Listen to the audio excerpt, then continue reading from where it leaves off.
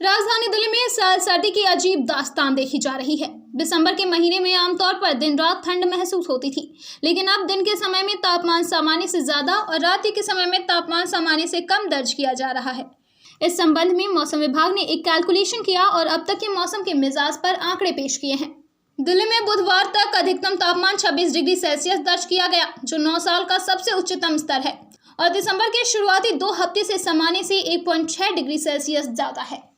दूसरी तरफ मौसम विभाग के आंकड़ों से पता चलता है कि दिसंबर महीने में अब तक न्यूनतम तापमान सामान्य तौर पर 8.5 डिग्री सेल्सियस दर्ज किया गया, जो इस अवधि का सामान्य से 0.4 डिग्री सेल्सियस कम है।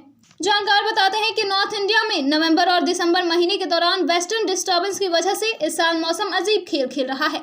मसलन दिल्ली की हवाओं में बादल, कोहरा और नमी की कमी की वजह से यह बदलाव महसूस किए जा रहे हैं।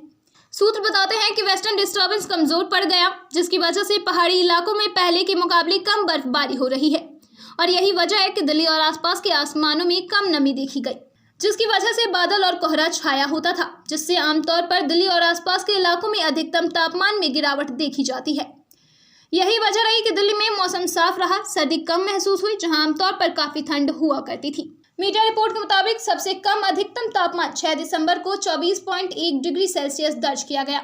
इसके मुकाबले दिल्ली में 13 दिसंबर को अधिकतम तापमान 19.8 डिग्री सेल्सियस दर्ज किया गया, जहां 2015 में 12 दिसंबर को अधिकतम तापमान 16 डिग्री सेल्सियस तक गिर गया था। आईएमडी के आंकड़े बताते हैं कि नवंबर महीने में दिल्ली में 7 दिनों को तक अधिकतम तापमान सामान्य से कम रहा, जबकि दिसंबर महीने में सिर्फ 2 दिन ही ऐसा रहा जहां तापमान सामान्य से कम दर्ज किया गया। वहीं रात के समय में सर्दी सामान्य से ज्यादा रही। ब्यूरो रिपोर्ट, दिल्ली समाचार।